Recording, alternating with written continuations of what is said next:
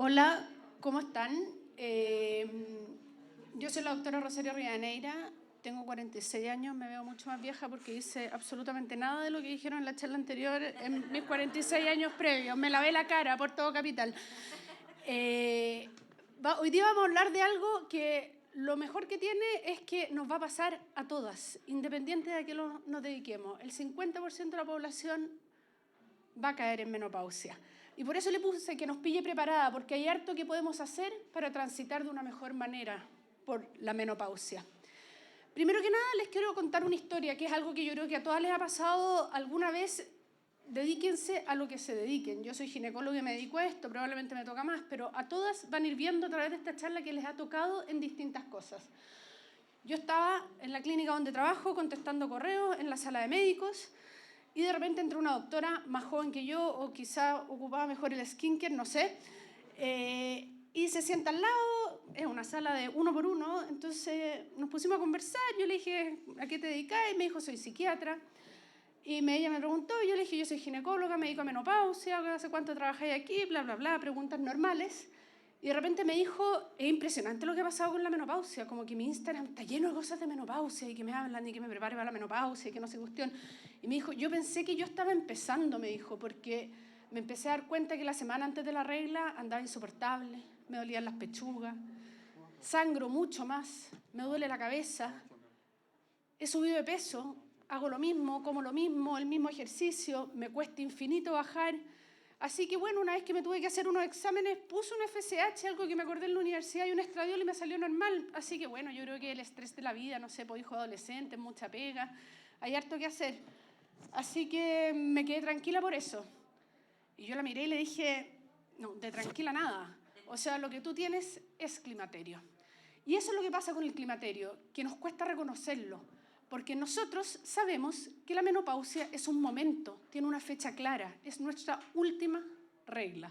Y eso lo hacemos mirando hacia atrás. Cuando pasamos un año sin regla, miramos hacia atrás y decimos, hace un año nos llegó la menopausia. Pero el climaterio es totalmente otra cosa. El climaterio es un periodo de la vida, y un periodo muy largo, prácticamente la mitad de la vida la vamos a pasar climatéricas. Parte con el fin de la etapa reproductiva, transita por la perimenopausia temprana y tardía, pasa por la menopausia en nuestro último periodo menstrual y sigue a lo largo de toda la vida que nos quede.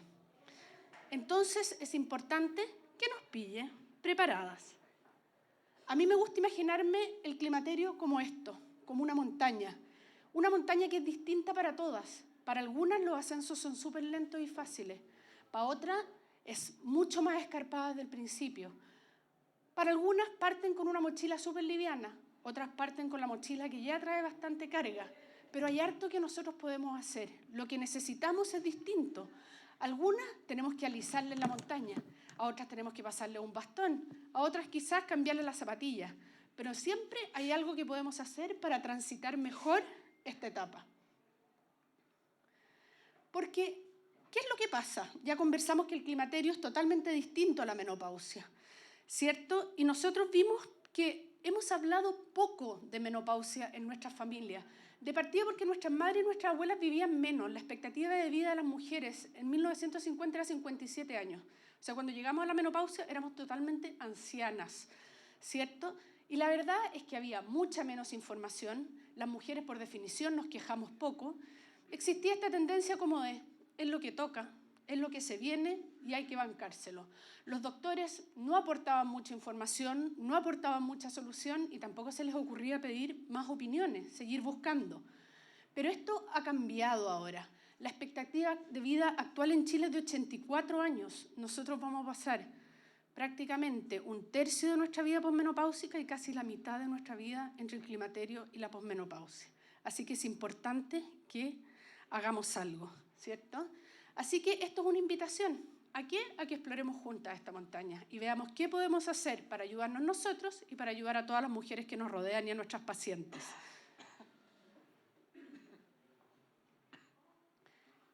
Vamos a partir explorando esta montaña. Esta montaña parte salvaje de distinta para todas, por eso que es imposible generalizar. Yo estoy hablando de más o menos 10 años antes de la menopausia. La menopausia promedio en Chile es como los 50 y medio, pero es súper relativo. Nosotros hablamos de una menopausia temprana cuando ocurre entre los 40 y las 45, una insuficiencia ovárica prematura cuando ocurre antes de los 40. Pero la verdad es que toda menopausia que ocurra desde los 45 en adelante es considerada normal. Pero 10 años antes de los 45 estamos hablando que los síntomas pueden partir a los 35 años, que uno la verdad no está pensando en la menopausia. ¿Ya? ¿Y por qué es tan distinto? Miren este esquema. Este esquema muestra los niveles de estradiol y de FSH 10 años antes de la menopausia. Y miren la variabilidad de los niveles de estradiol. Prácticamente un 40% tienen niveles elevados de estradiol antes de la menopausia y bajan aproximadamente un año antes de la menopausia. Otro porcentaje importante, otro 30%, tiene niveles que van bajando mucho más suaves, mucho más tranquilos hasta la posmenopausia. Hay otro porcentaje que tiene niveles más bien bajos. Desde la perimenopausia caen rápido los niveles de estrógeno y se mantienen. Siguen bajando, pero siempre son mucho más bajos. Y hay un porcentaje mucho menor que tiene niveles altos de estrógeno, pero que estos niveles altos de estrógeno se mantienen unos años después de la menopausia. Entonces, con esa variabilidad, imagínense la cantidad de síntomas que pueden haber. Porque, ¿qué es lo que pasa cuando nosotros tenemos los estrógenos altos? Cuando nosotros tenemos los estrógenos altos, aparecen síntomas como la mastodinia, las reglas abundantes, aparece la dismenorrea, los síntomas premenstruales se acentúan todos. Las fluctuaciones hormonales son mucho más marcadas porque un estrógeno que baja de 400 a 50 antes de la regla produce cefalea premenstrual. Entonces, todos los síntomas son mucho más gritones. Y eso empieza a aparecer mucho antes porque las fluctuaciones hormonales son mayores, pero tenemos el estrógeno alto. ¿Qué pasa? Ese estrógeno también actúa sobre el útero, empieza a aparecer patología uterina, aparecen los miomas, aparecen pólipos, aparece adenomiosis, de las cuales nos vamos a tener que hacer cargo. Y la mayoría de los ciclos todavía son ovulatorios, pero las ovulaciones pueden ser mucho más dolorosas. Por estas mismas fluctuaciones hormonales aparecen quistes ováricos funcionales que se pueden reventar y generar dolores. Y también hay algunos ciclos que son anovulatorios, entonces de repente hay mucha más intermitencia en las reglas. De repente las reglas se acercan y digo, ¿por qué estoy con reglas 2 veces al mes, cada 15 días? Y de repente se alejan. Entonces puedo tener regla cada 20 días y el ciclo que sigue cada 38 días, 40. Y todo eso es esperable por esto, porque el sistema funciona así. ¿Y qué es lo que pasa? Entonces, ¿qué tenemos que hacernos cargo de esto? ¿Y cómo nos hacemos cargo de esto? Bueno, de muchas maneras. Primero que nada, estilo de vida, estilo de vida, estilo de vida. ¿Ya? Es muy importante. Nosotros sabemos que las mujeres empezamos a perder masa muscular desde los 30 años. ¿Ya? ¿Qué pasa con eso? La pérdida de masa muscular se asocia a mucha patología futura. O sea, el hacer ejercicio sí tiene un rol. La alimentación saludable, el buen manejo del estrés, el buen dormir. Las mujeres que fuman tienen menopausia aproximadamente 3 años antes y tienen mucho más bochornos que las mujeres que no fuman. Y una manera fácil de evaluar todos los síntomas que ocurren en la perimenopausia es ocupar esto. Esto es la escala MRS, que es una escala internacional, pero que está validada en Chile. Está en todos los consultorios, donde uno quiere, es muy fácil de obtener y es muy fácil de aplicar. Son 11 puntos, es una encuesta autoaplicada, o sea, uno se la pasa a la paciente y es una encuesta de calidad de vida. Entonces uno les dice 0 si no tiene molestia, 4 su molestia más terrible. Y ellas dicen, ¿cuánto le molesta? No sé, los bochornos pongo 2, ¿cuánto le molesta? Puede que tenga pocos bochornos, pero si para usted son muy molestas por el tipo de trabajo que tiene, bueno, para usted es un síntoma muy importante. Y se divide en 4 dominios, que es el somático, que incluye bochornos, sudoraciones, calores, molestias al corazón, las palpitaciones súper frecuentes, en este periodo las molestias musculares y articulares, y el insomnio, las dificultades en el sueño.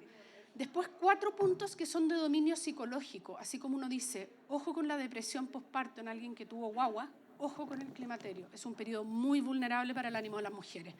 Y las últimas que son de la esfera urogenital.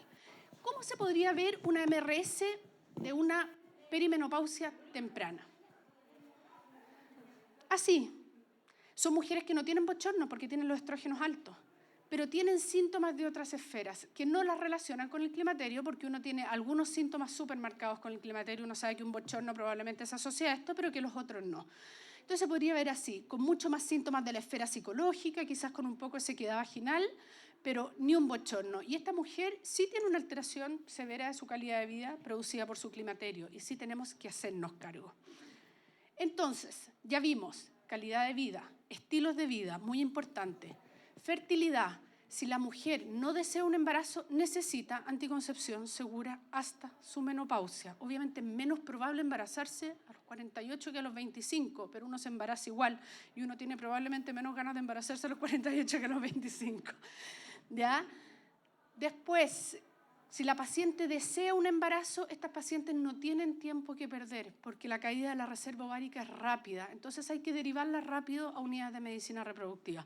No hay que decirles vamos a esperar 6 meses o un año a ver si te embarazas espontáneamente. Derívenlas rápido, no tienen tiempo. Tienen que cuidar su reserva ovárica. Y por último, los síntomas asociados. Nos tenemos que hacer cargo de estas molestias.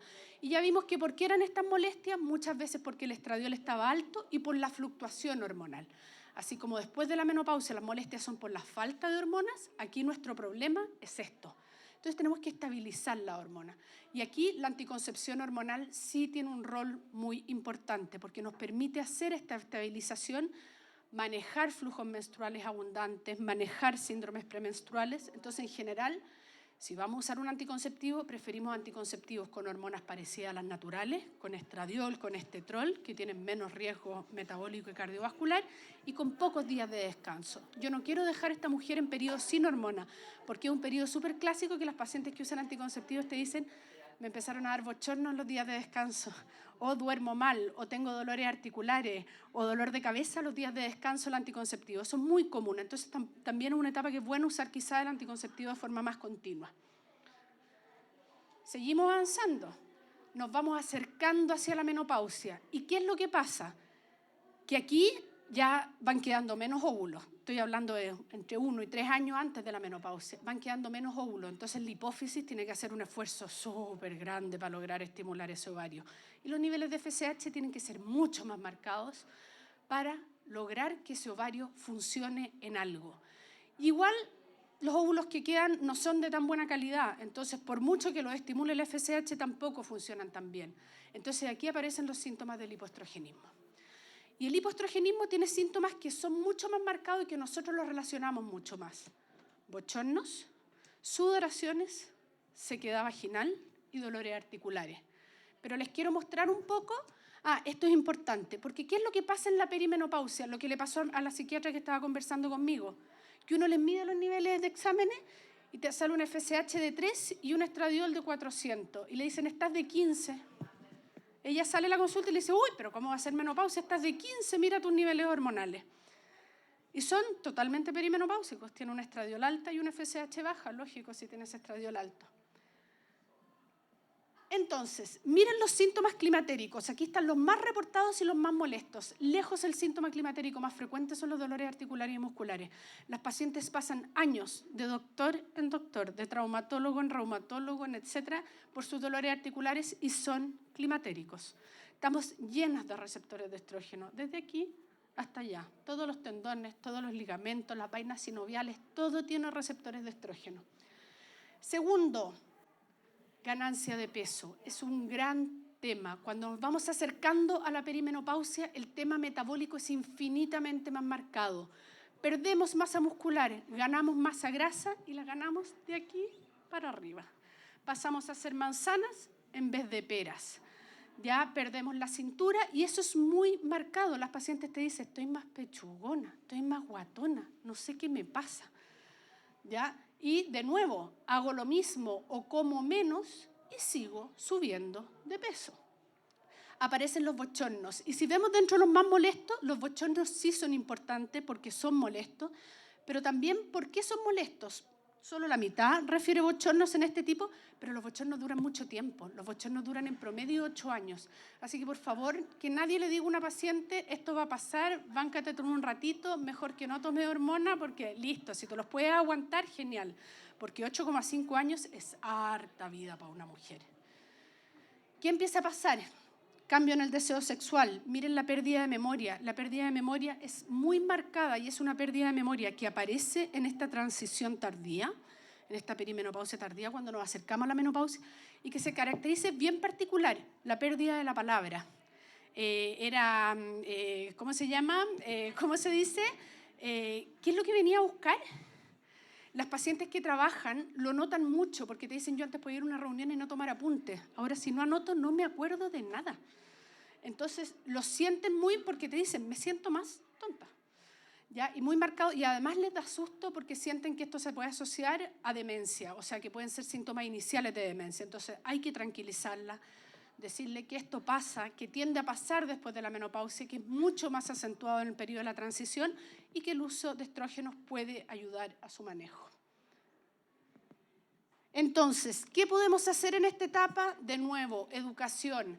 Aquí aparece la pérdida de masa ósea, entonces preocuparse de la salud ósea, el ejercicio de fuerza, un buen consumo de calcio, buenos niveles de vitamina D, buscar antecedentes familiares de osteoporosis para saber qué pacientes tienen más riesgo, qué pacientes no.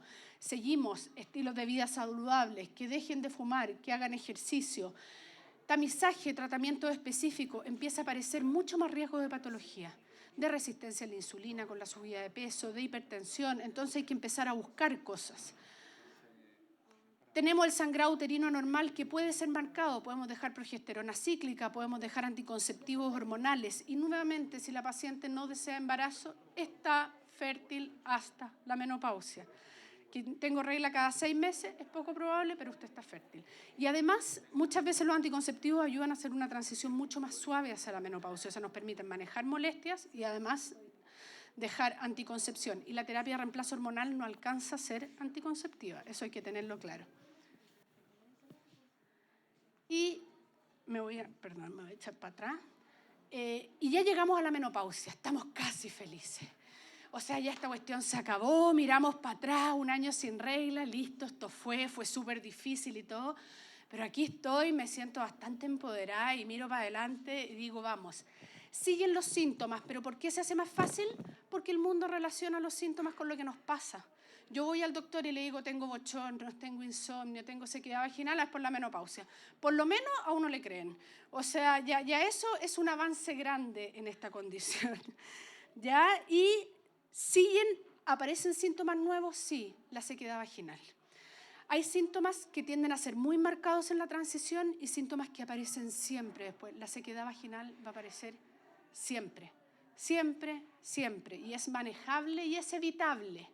Entonces, ténganla presente. Por ejemplo, en una paciente que por alguna razón no pueda o no quiere usar una terapia de reemplazo hormonal, uno le puede decir, a ver, mira, ahora no tienes ni una molestia, pero probablemente en el camino vas a tener sequedad vaginal y eso tiene solución.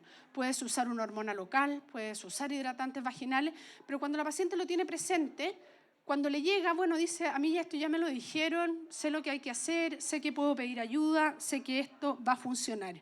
¿Qué más pasa en la menopausia? Me hacen exámenes de sangre, obviamente la FSH ya ha subido mucho, los niveles de estradiol todavía son cambiantes, pero hay periodos mucho más largos con estradiol más bajo, pero uy, ¿por qué se me subió tanto el colesterol?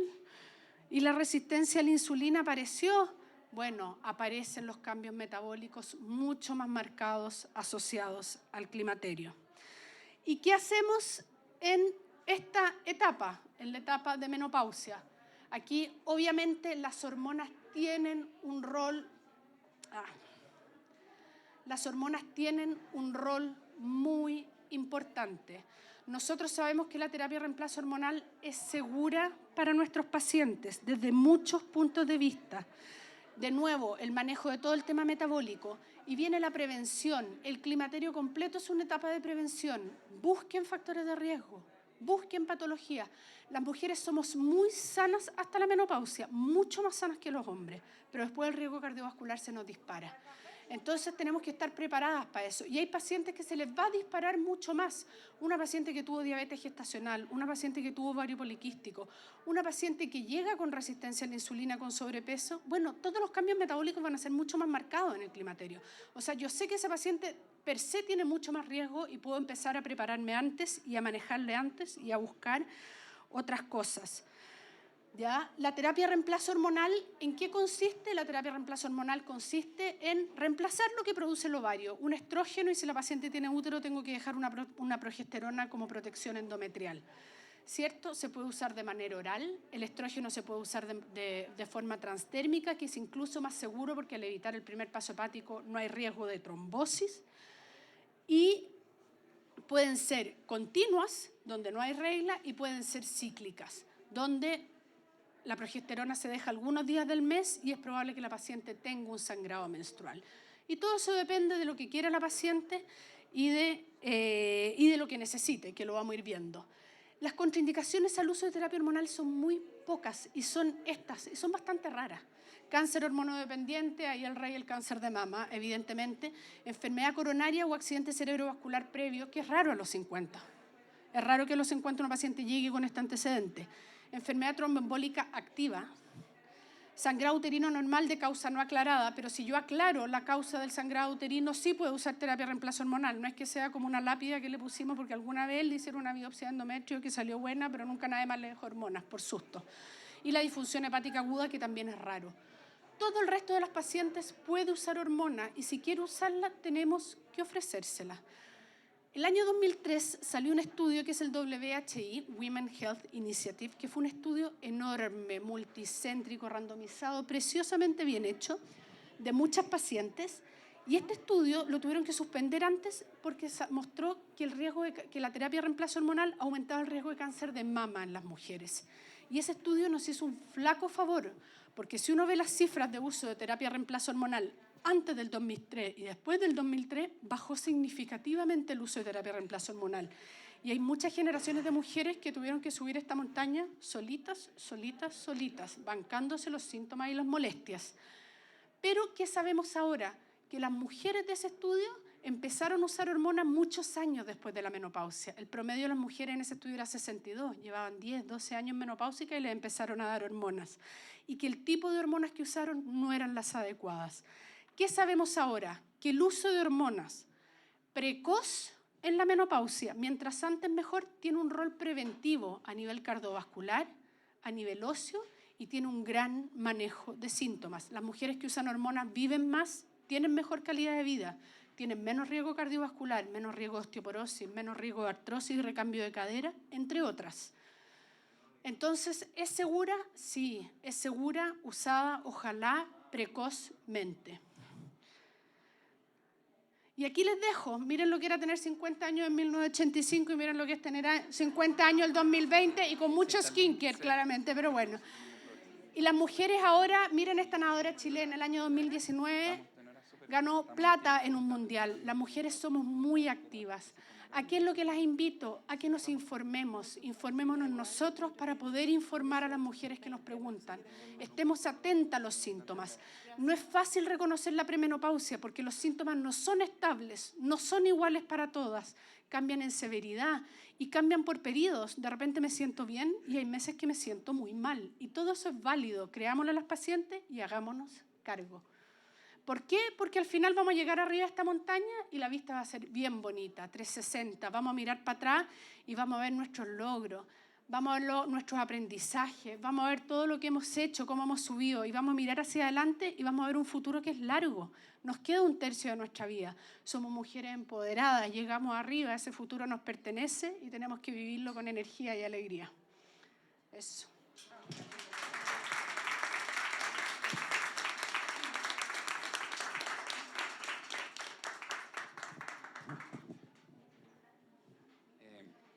En honor al tiempo, ¿alguna consulta a la doctora?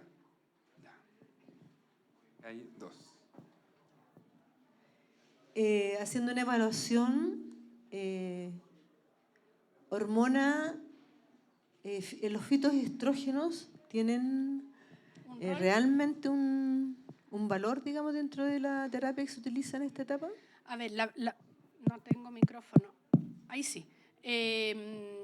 A ver, el problema de los fitoestrógenos es que la eficacia que han mostrado para los síntomas es totalmente similar al placebo de partida. En general tienen muy buen efecto inicial, pero ya a los 6 meses de uso, un 50% de los pacientes dicen que les sirve y un 50% que no. O sea, es como tirar una moneda al aire. Los fitoestrógenos pueden tener un rol, pero no se ha visto rol ni en prevención cardiovascular ni en ninguno de los roles. O sea, no es similar a usar una terapia de reemplazo hormonal. La terapia de reemplazo hormonal que se ocupa ahora La verdad que está basada en 17-beta-estradiol, que es el estrógeno que produce el ovario, totalmente similar.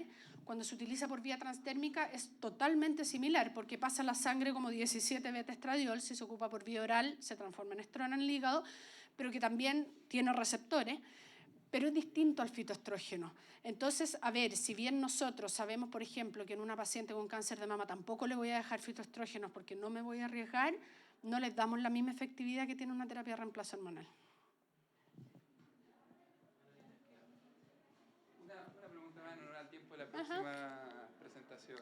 En pacientes que no iniciaron estrógenos precozmente, ¿se justifica hacerlo 10 años después? ¿Mejor aún? A ver, eso es súper importante porque en el uso de terapia de reemplazo hormonal existe un concepto que ha sido como bien rescatable que se llama la ventana de oportunidad y que ahí se vio en el fondo que 10 años desde la menopausia es una ventana para iniciar terapia de reemplazo hormonal y que iniciarla después puede aumentar incluso el riesgo cardiovascular. ¿Por qué? Porque la terapia de reemplazo hormonal tiene principalmente un rol preventivo. Nosotros sabemos que si la partimos dentro de los primeros 4 años desde la menopausia, su rol es preventivo, disminuye el riesgo cardiovascular porque disminuye el depósito de colesterol en las arterias. Los siguientes 6 años no es más deleteria, sí puede servir para manejar síntomas, pero tiene un rol preventivo mucho menor porque ya se perdió mucha masa ósea, ya se depositó bastante calcio en la arteria, entonces tiene un rol menos preventivo. ¿Cuál es el problema en mujeres que llevan más de 10 años desde la menopausia? Que el estrógeno puede desestabilizar una placa. Entonces, en ese sentido, puede generar aumento del riesgo cardiovascular. Gracias a Dios, yo creo que eso es lo que se viene, porque cada vez tenemos mejores estudios coronarios. Entonces, cada vez muchas mujeres que se quedaron sin terapia de reemplazo hormonal, les estamos iniciando con ciertas precauciones, siempre transdérmica, les pedimos pase cardiológico, pero para fines prácticos ustedes quédense con 10 años desde la menopausia. Ese es como mientras antes mejor, ese es como el mantra. Muy bien, le damos un gran aplauso a la doctora Rivadeneira. Ya en 3 minutos...